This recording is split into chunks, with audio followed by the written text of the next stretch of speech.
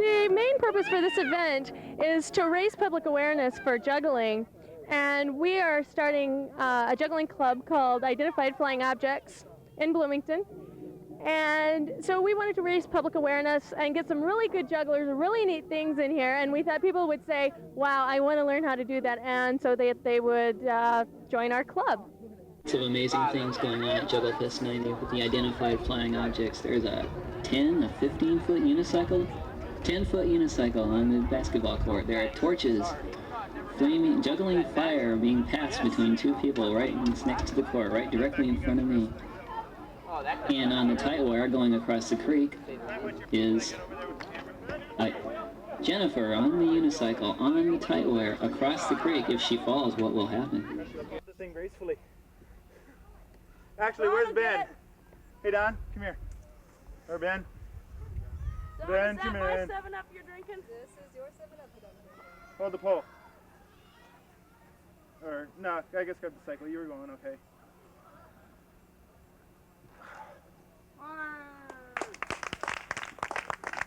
And one of the best unicyclers that we could have here today is Tom Miller.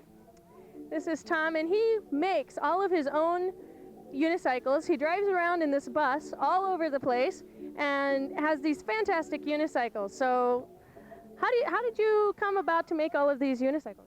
I wanted a tall one, and Mommy and Daddy couldn't find me one, so guess what? I had to build it, and I found out how easy it was, so then I started going on beyond that and making this one and that one and so forth.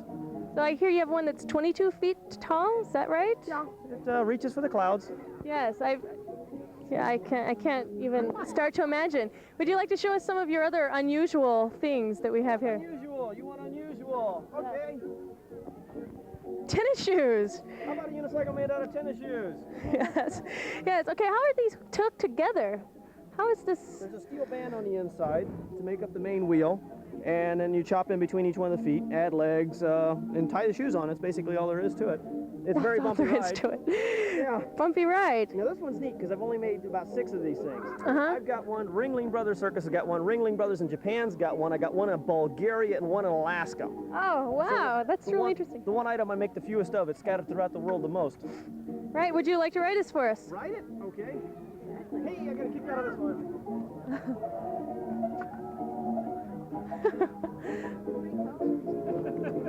Walk away while he's stuck on that thing. That's really fantastic. What else we got? Yeah. Well, unicycles usually have one wheel, but this one's got 3 wheels. One on top of the other one. This will be a bit hard for me to get on for the moment. Ben, can you ride this one? Yeah. Come here, Ben.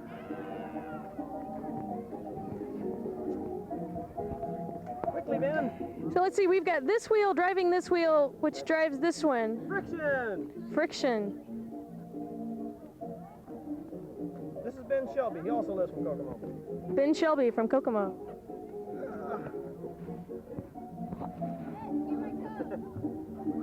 There we go. Just relax. Take it slow.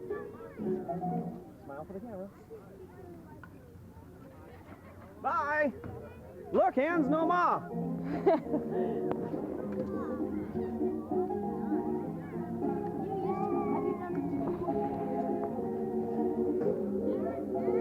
That's great. How long have you been riding a unicycle? 2.5 years? And what's your name again? Ben Shelby. Ben Shelby. And how old are you? 13. 13. And you've been riding this for 2.5 years. Wow. Did Tom teach you? Yeah. How did you get interested in it? Well, so he had his stuff sitting out. We just, people from around the neighborhood knew he had the stuff. We just came down and borrowed it for a few days and learned how. And he taught you how? Yeah. That's fantastic. I think we have another very small thing to look at here. Or maybe it's a very large thing to look at here. We've got 2 unicycles here. One big one and one small one. So one with a 36-inch wheel and one with a 3-inch wheel. A little dinky thing down here. Which one's the hardest to ride? I don't know. Squeezing down seems kind of hard to me. I'm going to ride the small one and we'll say goodbye from there. Okay, great. You guys ready? Okay, here we go. 2 chances.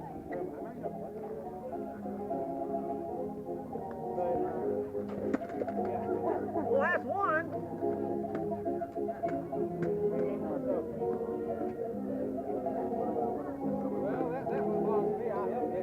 All right.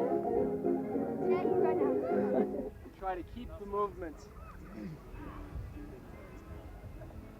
as unexaggerated as possible. If you're doing this, then you're not getting anywhere. So try to keep it So you refined. don't really want to have to follow Oh, around very you want it far. relaxed. You want it relaxed. You want to just. If you're going crazy like that, you're getting better at going crazy. If you're crazy, that's good. That's good.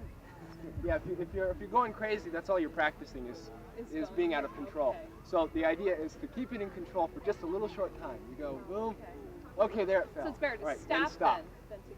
You're gonna hold it a little bit longer. Okay, there it fell. You know, and if every time you start it, it's falling forward, then you know to start it back a little bit. The perception is a little awkward. Most people, when they first put it up, they're like this, and they say, okay, that's straight. And then I come up and I go, no, this is straight. It doesn't look straight until you're not.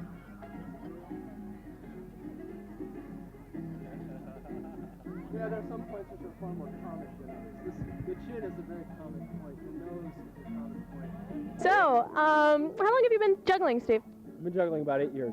8 years. How often do you practice? Some days, not at all. Other days, as often as, well, as much as 5 hours. 5 hours in one day. One day. How do you have to have a lot of wrist strength and arm strength to do this? You have to build it up? Mostly it's a matter of relaxing the areas of the body that you're using, whether it's for juggling, unicycling, or balancing, or anything like that. Juggling typically the circus arts in general don't require strength. Like gymnastics, it requires more efficiency of movement. There's some strength involved, but most of it is related to efficiency and how dynamically you can use a small movement to create a large result. Right. A lot of body mechanics. Yeah. Yeah, great.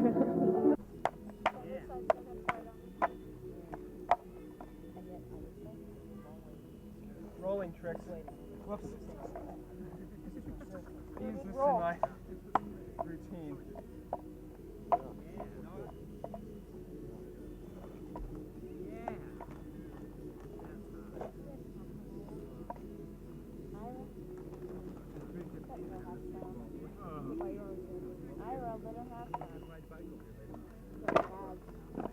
Oh, one kernel?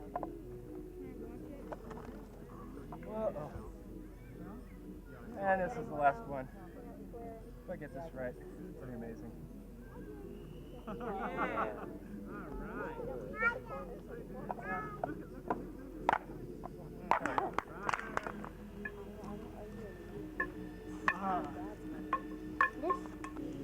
Hand stick tricks. I have to talk before I do that one.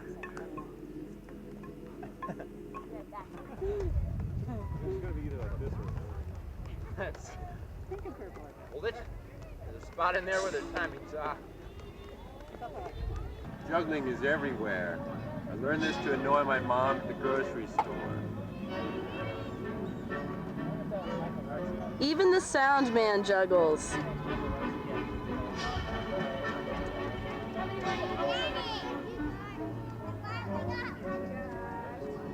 I quit out of boredom. I was at about 900. I think juggling is a pointless waste of time.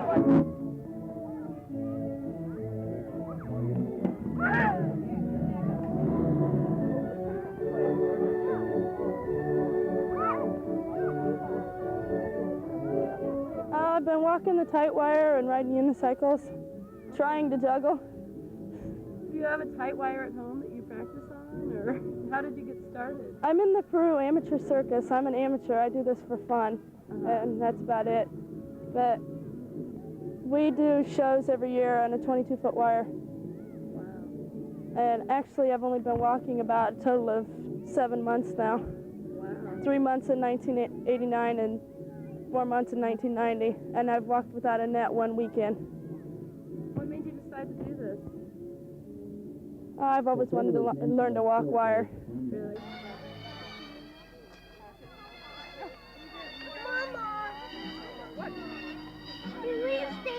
The same way that when you throw it, hold your foot rather than going. Oh, okay.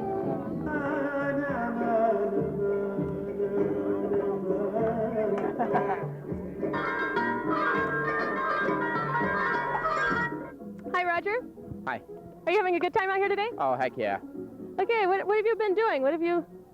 Juggling. Mostly juggling, yeah. Great. I've been juggling for a very long time, but it wouldn't show it. I've been juggling since I was 14, so that would make that 8 years. 8 years. Yeah. When did you decide to start? When I was a kid, my mom gave me or my aunt for Christmas gave me a little 3-ball set with a little book that said, when I was like 10, said learn how to juggle. So that's devil stick. Heavy air.